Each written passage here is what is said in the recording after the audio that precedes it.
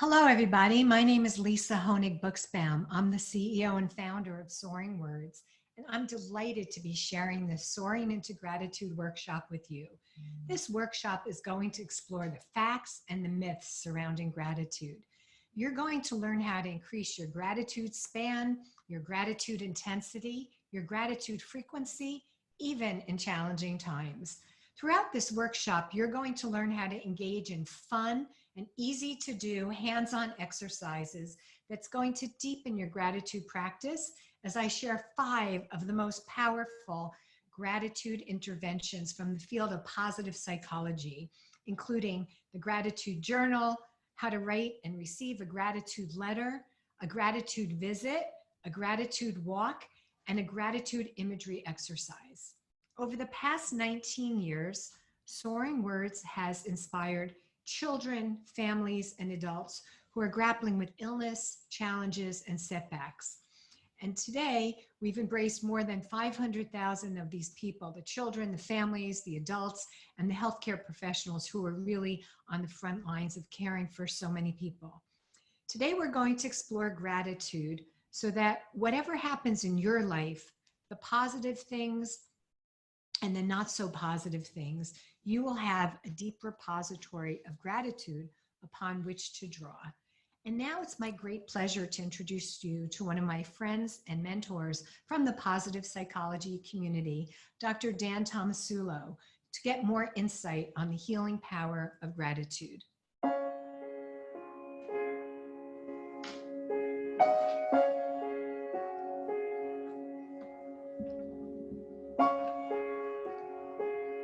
Hello, my name is Lisa Honig Buksbaum. I'm the CEO and founder of Soaring Words. Welcome to the Soaring Words, Soaring into Strength Positive Health series. Today, we're talking about gratitude with the incredibly accomplished Dr. Dan Tomasulo. And Dan is a certified trainer, educator, and talented writer. His work has won many awards from the International Positive Psychology Association. Thanks for inviting me. It's a thrill for me to be here too. Dan created the Dare to Be Happy experiential workshops for the Kripalu Center. He originated the highly praised group therapy modality for people with intellectual and psychiatric disabilities. It's called interactive behavioral therapy. And he's an integral faculty member for Columbia University and the Spirituality Mind-Body Institute at Teachers College. He's also part of the teaching staff for the Masters of Applied Positive Psychology program at the University of Pennsylvania, where we both graduated from. And in fact, he's an assistant professor for Dr. Martin Seligman, who's the founder of the MAPP program. So Dan, again, it's a great pleasure to have you here. Let's jump in. Gratitude is one of the most powerful emotions. Aesop said that gratitude turns what we have into enough. And it's been proven with many scientific studies that if you tap into gratitude from a pivotal experience, days, months, even decades later, you can still reap tremendous emotional and psychological benefits and physical benefits of experiencing gratitude. So there's no better expert than you to talk about what is gratitude, how do people, we know what it is, but can you define it and put it in a context for us? Sure. First, thank you for a lovely introduction. You really did your homework. You found out things about me that I didn't even remember I was doing. We have Soaring Words, guys. That's very cool. Gratitude's been called the queen of virtues, and so it's kind of like the low-hanging fruit, but people often don't see it because it's a little bit in the blind spot. We all say we have gratitude, but when you have intentional well-being and you're specifically trying to activate it and acknowledge it, something happens with our brain, our biochemistry, our consciousness, our capacity for awareness that starts the whole upward cycle. And we can get on board pretty easily. So I love studying gratitude and developing techniques for accessing it because I think for people to shift their perspective from whatever spot they're in to wherever they want to be that's better. Gratitude is a beautiful fulcrum point. It's a beautiful balancing point because it doesn't take a lot of effort to get over that hump. And then once you do, you start moving toward it. There's a lot of momentum once you get going. So, you know, gratitude for me, like I said, is very available. And converting the research into even more applied elements with it has been where I've focused a lot. So what is gratitude? It's universally appreciated and recognized, and there's three components: a warm sense of appreciation for someone or something, a sense of goodwill, and taking action that flows from this appreciation and goodwill. So when there's a temporary outage in your neighborhood, you suddenly appreciate having electricity, which is something you probably have always taken for granted. When you have back pain, suddenly you appreciate the importance of your spine holding you up and living without pain. And when someone close to you is ill or dies, perhaps you can be grateful and savor the time that you shared. Many people, in fact, report heightened gratitude for relationships in their lives after they've experienced loss or illness. And that's why it's a surefire way to experience more gratitude when you lose something or someone. So let's learn about the benefits of going through your day through the lens of gratitude.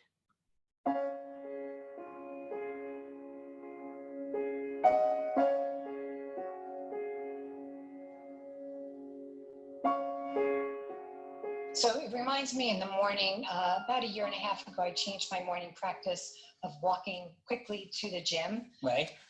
Checking emails perhaps, or just thinking about my to-do list for the day, or calling someone just to grab a conversation and maybe complaining or, you know, going over stuff. Right. And instead I started singing loud, like belting out my favorite songs, because it's early in the morning, no one's really on the street.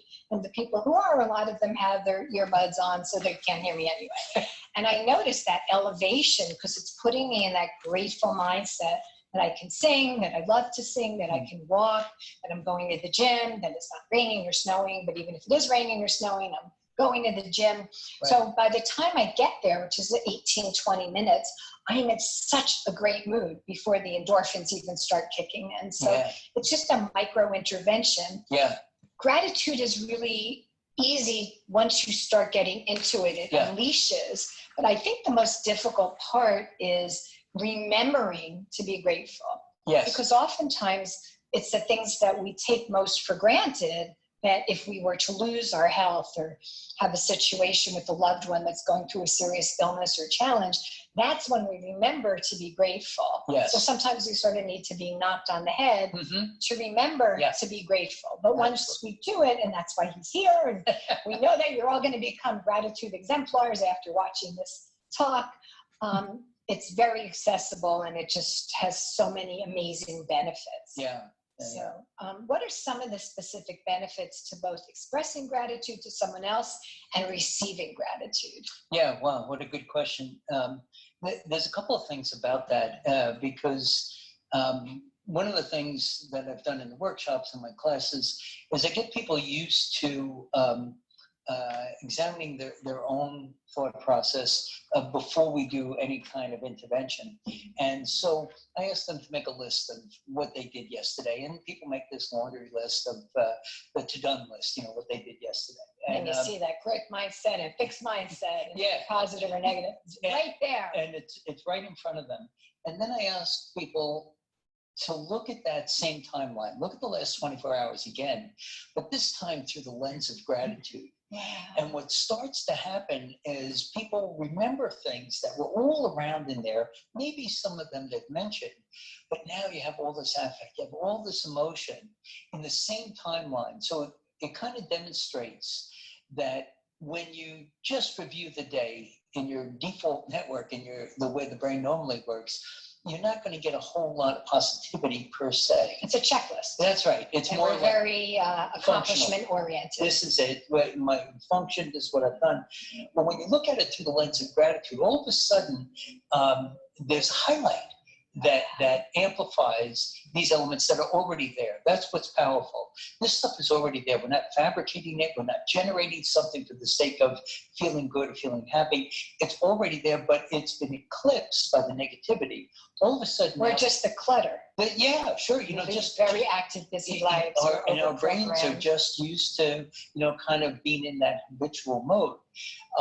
And this slight shift in perspective elevates everything. Because now you might have had 15 things that you wrote down, and these 2 or 3 gratitudes now tint the whole perception.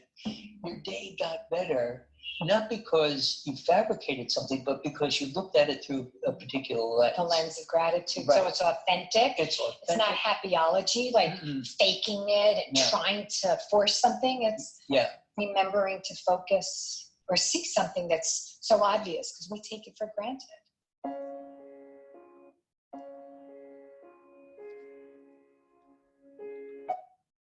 So now, if you have printed out or clicked on the link to your Soaring into Gratitude workbook, the workbook is in the link in the chat box, then you can open it up to page 2. If you haven't done that and you want to just focus on hearing what I'm talking about, after the webinar, you can go back and just pull the link off. And if you can't do either of those things, you can send an email to Lisa, L-I-S-A, at soaringwords.org, and we will send you the gratitude workbook, and you can do it then. But right now, just grab a pen or a piece of paper and follow along. All of the workbook activities are right here in my presentation. It's really easy to forget to be grateful, especially for things that we so often take for granted, as Dan and I have talked about. So I want you to quickly just list 5 things for which you're grateful. And then when you're done doing that, we're going to talk about this shift in perception to be more open and expansive to gratitude. So just take a minute and just jot down 5 things for which you're grateful.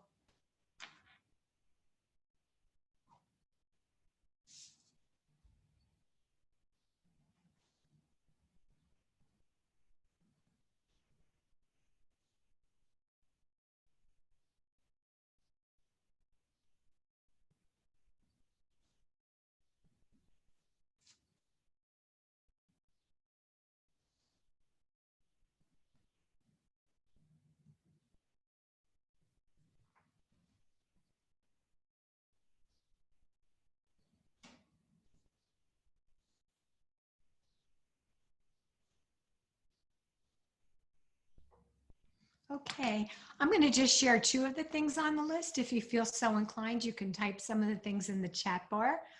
Today in New York City, it's rainy and snowy. It's rainy and it's hailing a little, even though it's April.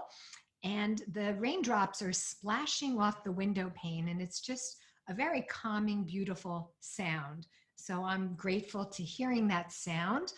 And the other thing I wrote was the warm and beautiful shawl that my son and daughter-in-law bought me for my birthday. It's red with the Soaring Words colors, and I wear it all the time. And when I wear it, I think of them giving me a hug. So if anyone wants to write anything in this chat bar, I'm happy to look at that.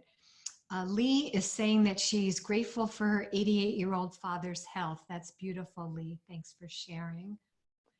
And Lyle is saying, being recast, is there something new we take for granted that emerges in reflecting on the previous day's list? Well, we know from scientific research that when you write something, there's different neural pathways that are stimulated in your brain. So that is why we're asking you just to jot down 5 things for which you're grateful. Jan is saying she's grateful for the birds chirping outside of her window. Wonderful. So just notice how many of these things that are on your list now you might have taken for granted before we did this exercise. So gratitude is a renewable resource. By feeling gratitude and expressing gratitude, you actually expand gratitude. And now I'm going to show you how that works. Especially now in these times when we're physically distancing, experiencing gratitude is a wonderful way to connect to the best parts of yourself and to allow you to savor and appreciate the key relationships in your life. On the individual level, you can experience gratitude all by yourself. That's the circle on the top left of the chart. But gratitude also thrives on a relational level, on a relationship level. The times when you can experience gratitude and heightened well-being with others. That's the circle on the top right hand of the slide. Both of these examples create a positive cascading impact on a communal level, which benefits society as a whole. And that's the circle on the bottom. The interconnection between ourselves and others is embodied in the famous adage by Rabbi Hillel, a Jewish sage who lived in the year 110 BCE, before the Common Era. He says, and I quote, "If I'm not for myself, who will be for me? But if I am only for myself, who am I? And if not now, when?" This reminds us of the tremendous power of being part of humanity, of being connected to something greater than ourselves.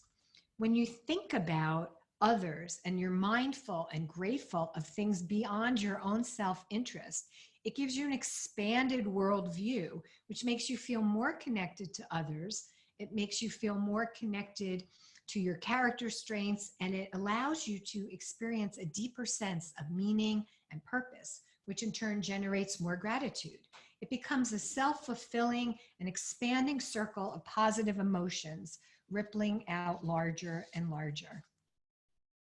Now, let's talk about the three elements of a gratitude disposition. The first is gratitude intensity. We all know people like this. This person with a strong gratitude disposition experiences a positive event and feels more intensely grateful than someone who is less disposed toward gratitude, who's experiencing the same positive event. Let's use the example of going to the grocery store, something that many of us are no longer doing right now. We're doing it virtually, but some of us are still going to the grocery store. So depending on someone's gratitude disposition, a customer could go to the cashier without looking up from his cell phone while checking out, or he could be grateful for the essential worker who showed up to work so that he could get his groceries. When he genuinely acknowledges the cashier, the gratitude expands. So instead of just thinking, wow, I'm glad this guy showed up for work, if he says, hey, thanks so much for being here today. You know, I needed to buy this food, or I'm shopping for my mother, and I'm really grateful that you showed up for work.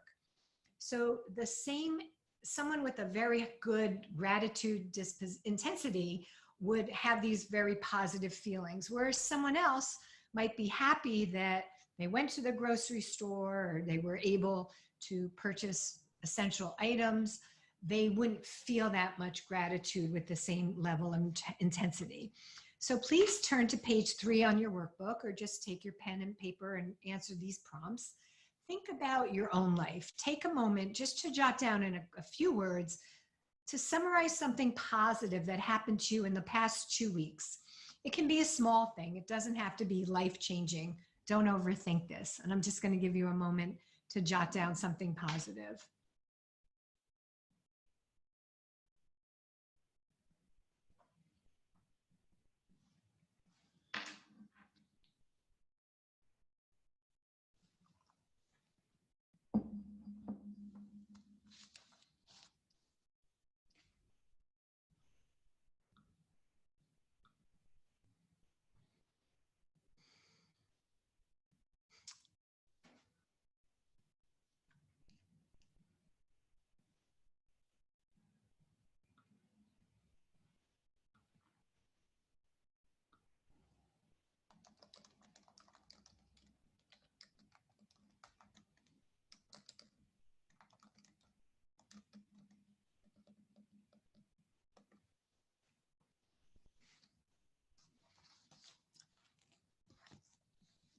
Does anyone want to share what you wrote down? If you do, just type it in the chat box.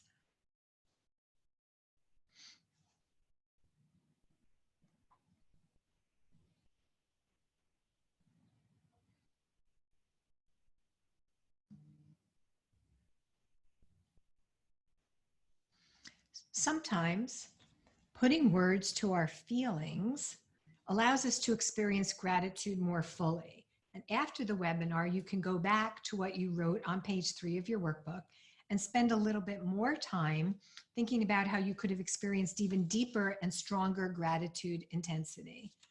And now, let's see what people have written. Lyle said that having a nice dinner with my wife to take from takeout that we did not need to cook. Excellent. And Susan is saying that she started a story time hour with her grandchildren. Beautiful. These are wonderful examples. And just hearing or reading them to you and thinking about them is making me feel grateful, because I can imagine all of that goodwill and gratitude that these activities engendered. So now we're going to talk about gratitude frequency. So this is characterized by feelings of gratitude experienced several times over the course of an hour, a day, or a week. Gratitude frequency is motivated by simple and small acts. So if you turn to page 5 in your workbook, just think about yesterday, not the last 2 weeks. Just let's pull the lens in a little closer. Just think about yesterday and list any times that you felt grateful throughout the day. Just going to give you a moment to do that.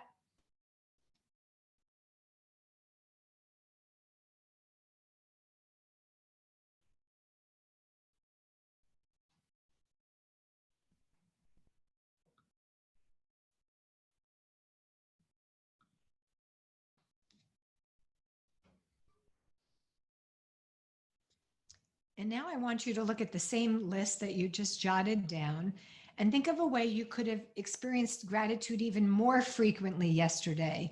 Is there anything else that happened that you just took for granted that if you pause for a moment, you could see, wow, that was something else that was really a gift, or something that made me feel warm when I think about it now? I'll share one. I was leading a virtual webinar last night, and like 5 in the afternoon, my husband just came into my office with a beautiful plate of food and a nice warm cup of tea, and he just put it on the desk. And I was in the middle of a meeting and then getting ready to do this virtual call, but just in thinking about it, that was just a really sweet and generous gesture that he did.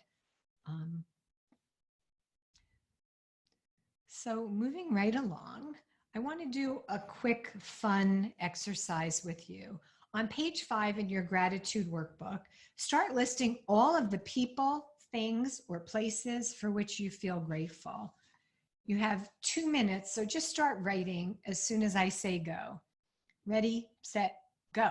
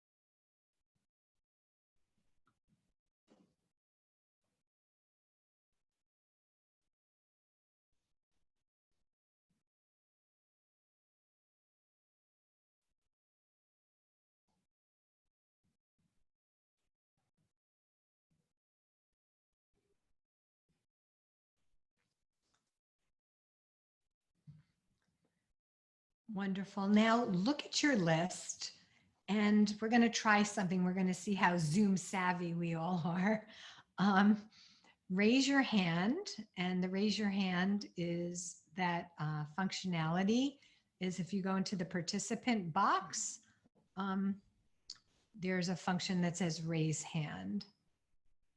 So how many of you had 5 things on your list? 5 things or less? Just raise your hand if you had 5 things or less on your list. Or you can type it in the chat box. How many of you had 10 things or less on your list? You can type that in the chat box. How many of you had 15 things or less? 25 things or less?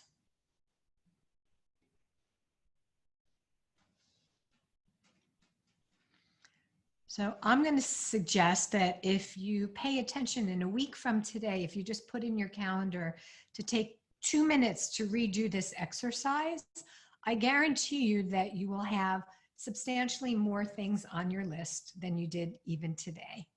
And that's what we mean about gratitude expanding. The next thing I want to talk about is gratitude span and density. When a person experiences more aspects of his or her life to be grateful for, like family, school, health, jobs, hobby, or life itself, they have a wider gratitude span. And when they're grateful for more things within each sector of the pie, they have a deeper gratitude span. So when you look at the list you just created, if you turn to page 6 in your workbook and you think of the different aspects that make up this circle, this pie chart of your life, feel free to use the categories that we gave you or cross it out and put your own headings that better reflect the reality and mosaic that is your life.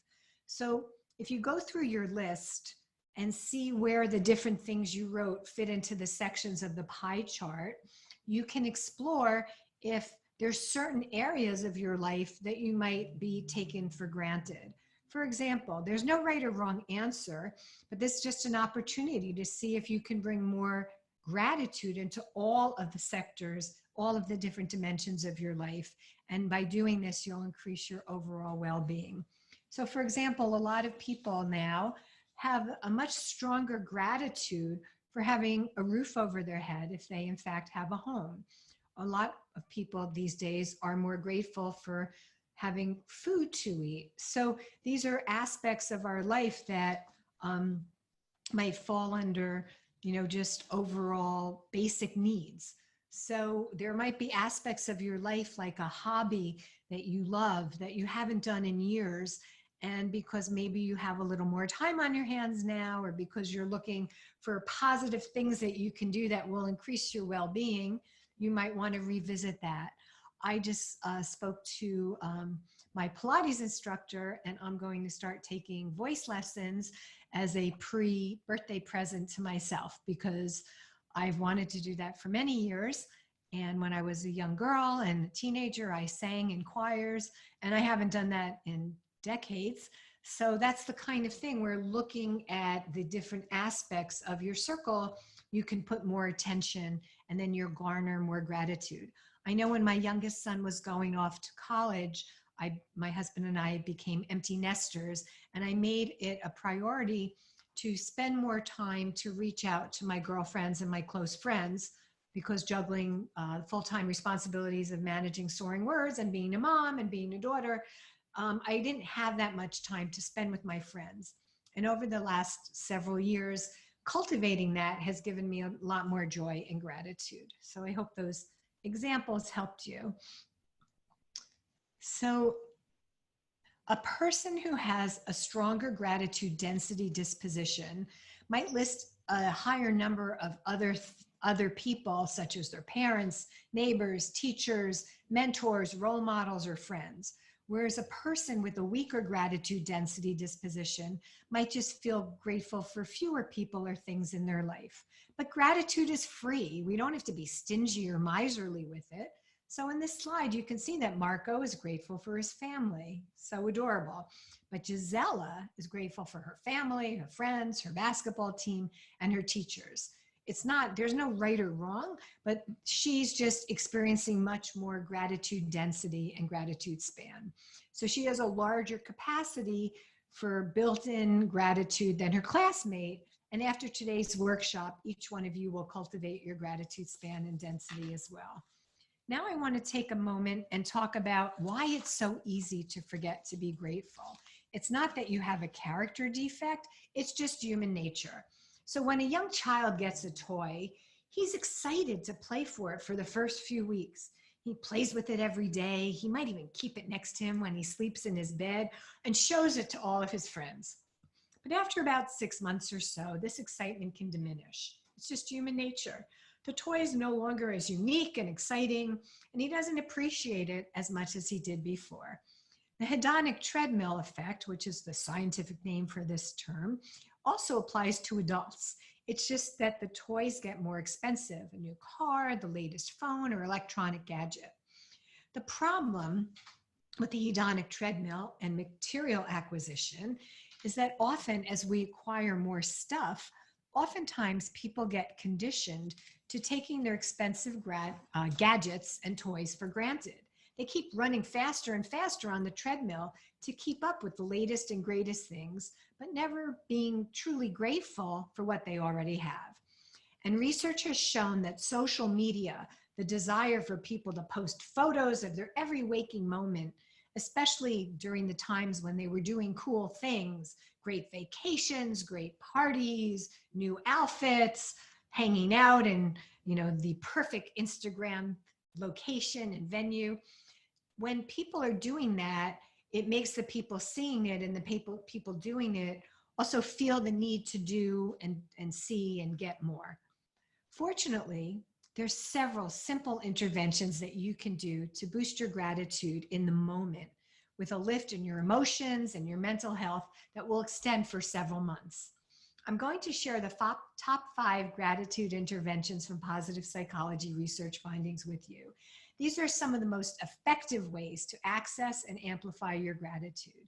And these include the gratitude journal, the gratitude letter, the gratitude visit, the gratitude walk, and then I have a special gratitude imagery to share with you. So I invite you to keep a gratitude journal for the next 30 days. It's super simple, and it's one of the most effective, empirically measured positive psychology interventions. You just answer the following prompt each day. List 3 things of which I am grateful. You'll see results immediately, quickly. In fact, participants who did this exercise only for 1 week instead of the full 30 days also experienced lasting improvements in happiness up to 6 months later, and their depressive symptoms were reduced. The next intervention is creating a gratitude letter. Here's how this positive intervention works. You write a letter to someone for whom you are grateful. This person can be a family member, a close friend, a spouse. It can be someone that you know or someone from history.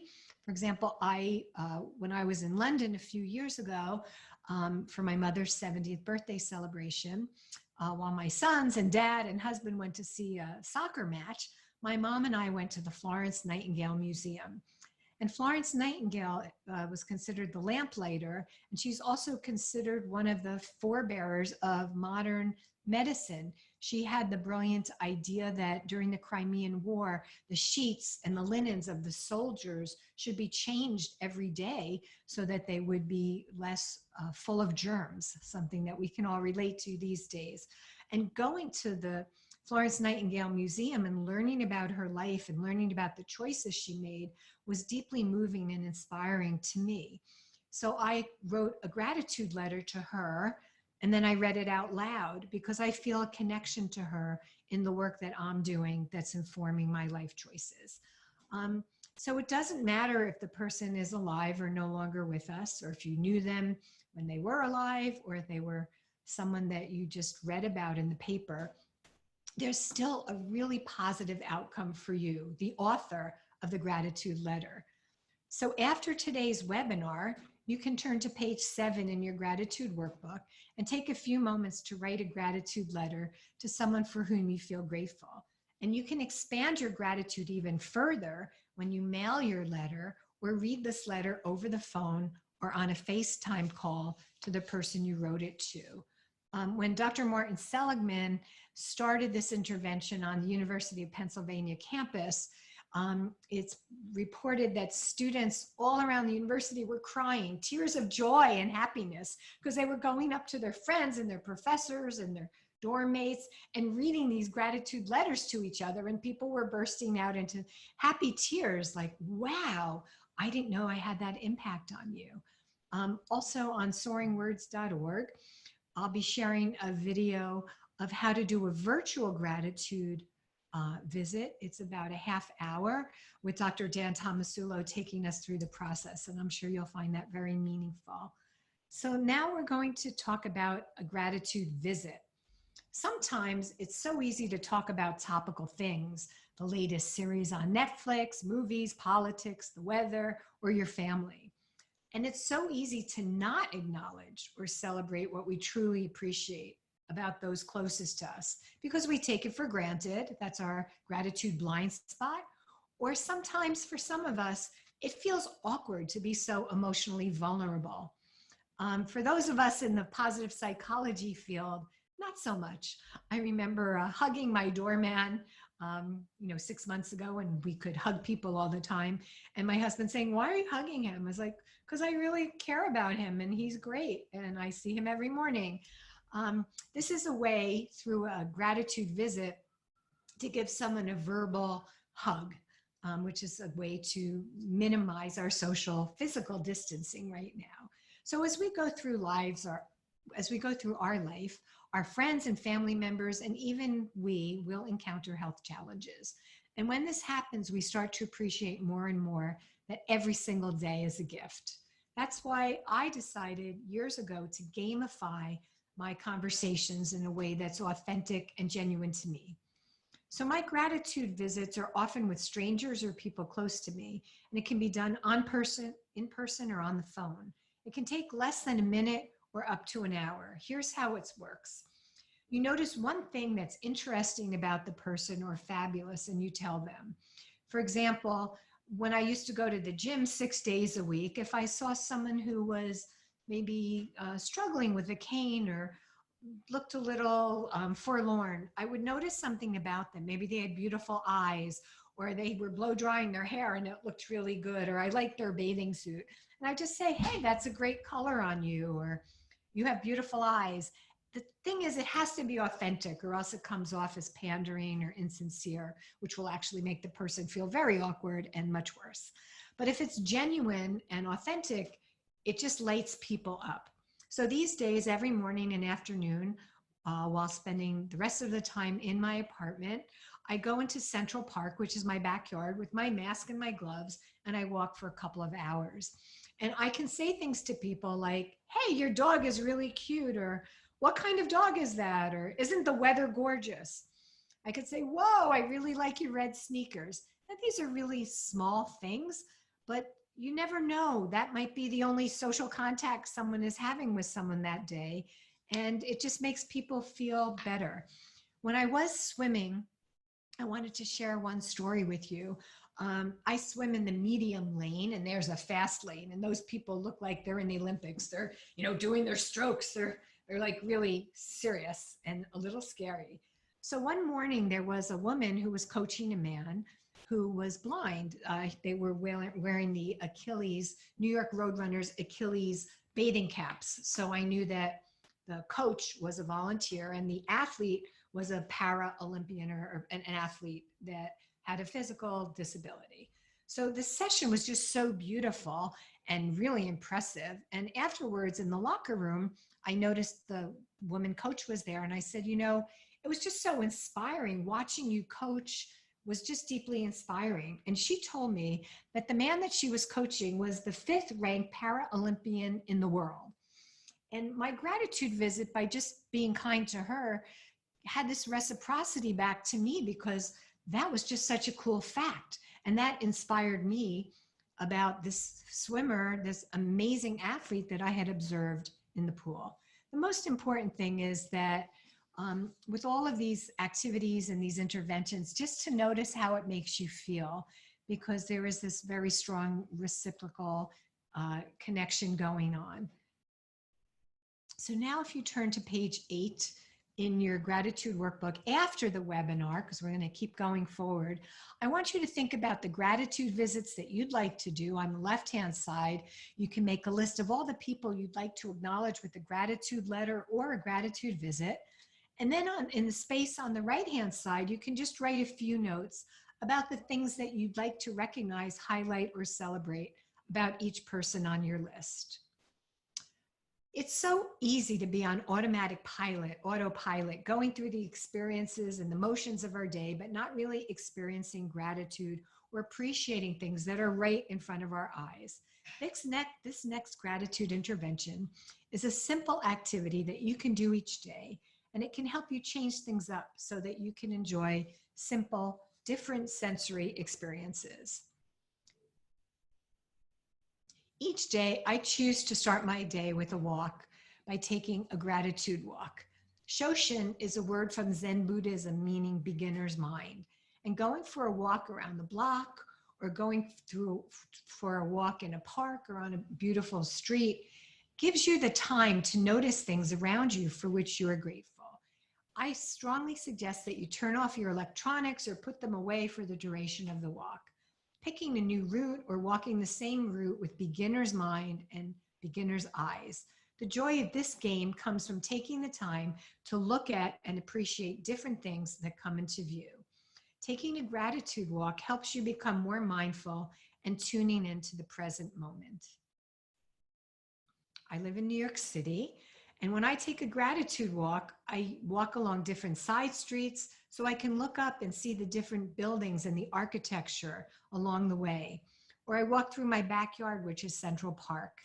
Here I can choose different pathways and bridges to walk along because it's over 800 acres of park. It's never boring since the park looks really different depending on which season it is. Here's the park as a winter wonderland. Here's the Bethesda Fountain in Central Park in the summer, just totally beautiful. Yesterday I was there was no water in the fountain, but it's still stunning and beautiful. And there was a saxophone player playing. The colors are beautiful in the fall. This is Central Park in the spring. My mother and I take walks along the reservoir together 3 times during the week. It's the high point in my week. And the cherry blossoms just gently cascade down onto the ground as if it's snowing, but it's snowing flowers. And now that we're spending considerable amount of time at home, taking a gratitude walk is a nice break in the day. It reminds you to slow down and look at many things that are easily taken for granted. If you can go for a different walk to a different place than you've normally gone, that's great too. In fact, there's many famous expressions that convey this notion of slowing down to take in the scenery.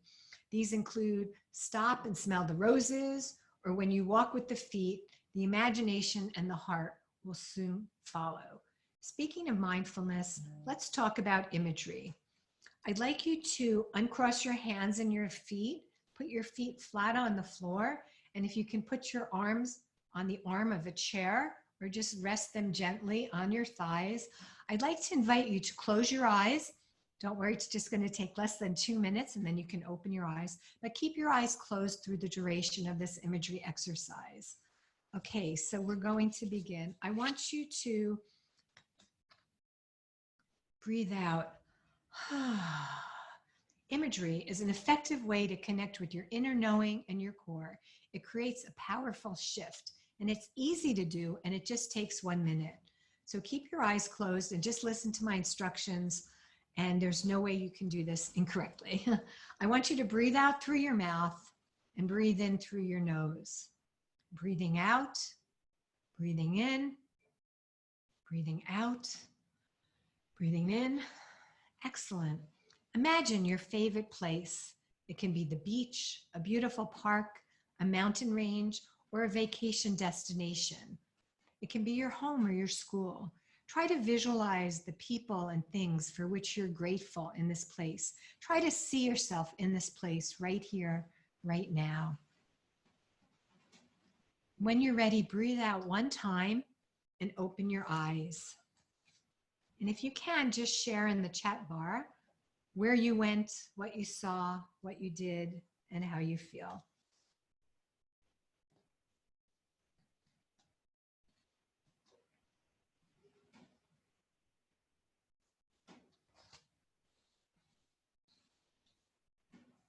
Come back.